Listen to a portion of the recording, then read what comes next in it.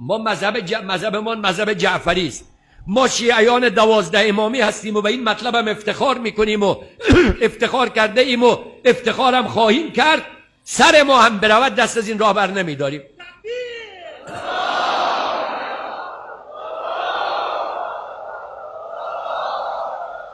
و این راهی است که رسول الله مقابل ما گذاشت در حدیث معروف ثقلین و خلیفتین که در بعضی کتب شیعه و سنی نقل شده انی تارکم فیکم الثقلین، در بعضی از کتب نقل شده انی تارکم فیکم الخلیفتین. بعد از خودم این دوتا رو گذاشتم، از اینا پیروی کنید که ما همون کارو میکنیم. و در فرهنگ ما یک چیزای فضیلت دارد، در فرهنگ مذهبی ما یک چیزای بالاست، یک چیزای والاست. از جمله چیزهایی که در فرهنگ ما خیلی مهم است مسئله عزاداری برای ابو عبدالله الحسین علیه السلام. حالا اگر کسی مذهب ما رو قبول ندارد نداشته باشد، ما هیچ وقت نگفتیم از مردم که آقا بیاد طرف ما هم به مذهب طرف مقابل ما احترام داریم و به اونا کارم نداریم به هیچ عنوان. هر که هر مذهبی دارد قضاوتش هم با خدا در روز قیامت. الان نه من میتوانم قضاوت کنم که کی بهش میرود که جهنم، نه اون آدم میتواند قضاوت کند که کی بهش میرود که جهنم. اون دست خداست. ولی ما بر اساس فرمان رسول الله صلی الله علیه و آله این راه را انتخاب کردیم.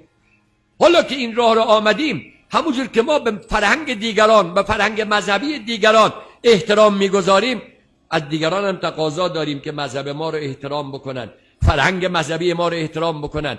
ما مذهبمان پایه و اصل و اساسش همین عزاداری آقا ابو عبدالله الحسینه. اینو ما از دست نخواهیم داد. ولذا وقتی که دولت یا حکومت میخواهد ما رو محدود بکنه، این تنها کار من نیست که بیایم ایستاده بشوم، کار تو نیست، کار اون نیست، کار همه هست. همه باید اینجا پشت به پشت هم بدهیم، بگیم آقا ما از این مملکت هستیم، از این حکومت هم تبعیت میکنیم تا وقتی که مخالف مذهب ما به ما چیزی نگه. اگر گفت پرچمو پایین کن، ما نباید پایین بکنیم. اگر گفت تابلو نزن، نباید گوش بدهیم. حالا آقا میزنن، بله شاید بزنن، این روزام چند نفر رو زدن. آقا مگر ما نگفتیم یا ابا عبدالله یا لیتنا کنا معک فنفوز فوزا عظیما؟ آقا امام حسین کاش با تو بودیم کربلا، به اون فوز عظیمی که تو رسیدی ما هم میرسیدیم. و کربلا با چی میزدن؟ با شمشیر. با چی میزدن؟ با تیر. با چی میزدن؟ با نیزه. حالا 2 تا شلاقم اینجا خوردی برای امام حسین. مگر نمیگی جانم فدای حسین؟ آقا طرف میگه دکان مرا بسته کرده، خب بسته کنه. مالت فدای حسین، جانت فدای حسین، نامت فدای حسین، زندگیت فدای حسین. این معنای صابرو اینه که پشت به پشت هم بدهید و در برابر توطئه های دشمنان یا مخالفان یا کسانی که دشمن شما نیستن، مخالف شما هم نیستن، اما فرهنگ شما رو نمیپذیرن، بگو آقا تو عمل نکن. ما از تو نخواستیم بیا سقوخانه بزن، ما از تو نخواستیم سر خانه پرچم یا حسین بزن، ما از تو نخواستیم که پرچم یا ابوالفضل به دستت بگیر و راه بیفت. ما خودمون این کارا رو میکنیم، برای خودمون این کارا رو میکنیم.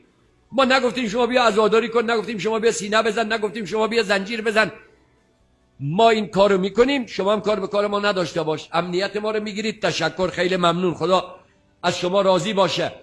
اما معنای امنیت گرفتن این نیست که ما رو محدود بکنید، ما رو بیچاره بسازید که آقا این کارو بکن اون کارو نکن.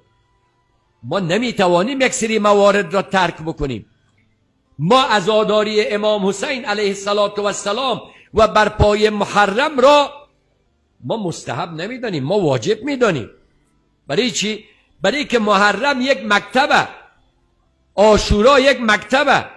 این مکتب معرفت می آموزه، ما رو به خدا نزدیک میکنه، موجب اتفاق و اتحاد میشه. به ما این محرم درس میدهد که با دیگر فرق مسلمان دست به دست هم بدهید در برابر توطئه های دشمنان. شما برید نگاه کنید تمام خطبه های امام حسین علیه السلام را که در روز عاشورا در مسیر راه خوانده، در رسیدن به کربلا خوانده، در روز عاشورا خوانده، و خطبه امام سجاد و خطبه های حضرت زینب و بقیه اهل بیت علیهم السلام را شما یک کلمه پیدا نمیکنید که امام حسین اونجا آمده باشه بحث شیعه و سنی را مطرح کرده باشه. همش سخن از اینه که مسلمان ها دست به دست هم بدهند.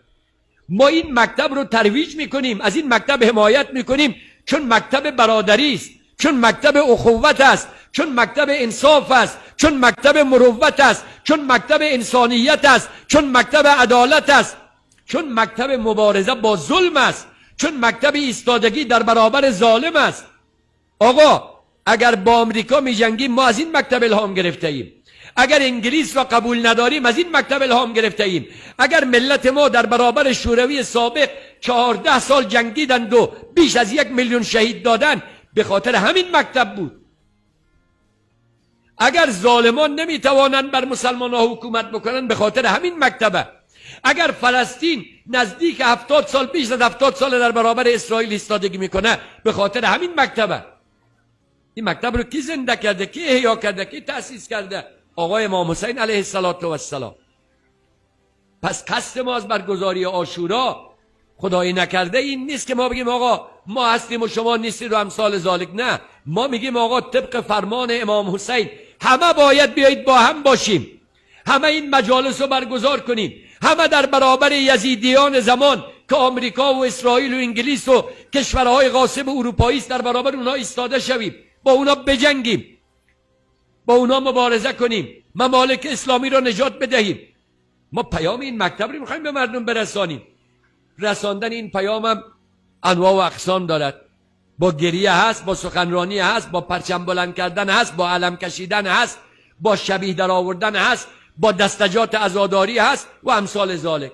هر مطلبی که به این راه کمک بکنه و به دیگران بفهماند که آقا این راه راهی است که تو را نجات میدهد، باید اون مطلب رو ما تقویت کنیم. ببینید یک کارشناسی میگفت امروز دنیای رسانه است، به قول معروف دنیای سوشال میدیا است.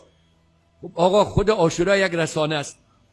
شما یک تلویزیون پیدا کن عمرش به اندازه عمر عاشورا باشه، یک رادیو پیدا کن عمرش به اندازه عمر عاشورا باشه، یک روزنامه پیدا کن، یک مجله پیدا کن که عمرش به اندازه عمر عاشورا باشه. نیست. یک از بالای 1400 سال است که این رسانه آزادانه در سر تا سر جهان مبارزه علیه ظالم و ظلم را ترویج میکنه و از مظلوم دفاع میکنه. 1400 سال بیشتر است که این رسانه حق میگوید و باطل را محکوم میکنه. بیش از 1400 سال است که این رسانه دین را ترویج میکند و بیدینی را محکوم میکنه. وقت کسی با این رسانه معارضه بکند، منازعه بکند، مبارزه بکند، یعنی چی؟ یعنی آقا ما اجازه نمیدیم شما از دین ترویج بکنید، ما اجازه نمیدیم شما از حق دفاع بکنید، ما اجازه نمیدیم شما در برابر باطل قرار بگیرید. آقا مکتب امام حسین خلاصش اینه: هر کی دین دارد بیاید، هر کی از دین میخواهد دفاع کند بیاید، هر کی از حق میخواهد دفاع کند بیاید، هر کی میخواهد با ظالم بجنگد بیاید، هر کی میخواهد مظلوم را یاری کند بیاید، اما هر کی میخواهد ظالم باشد برود کنار. این مکتب جای او نیست. این فرمان امام حسینه. او کرد به نوع بشر این قاعده تعلیم: کان در ره آزادگی از جان نبود بیم، دیگر نه حراست ز ستمکار ستمکش، مظلوم به ظالم نکند کرنش و تعظیم.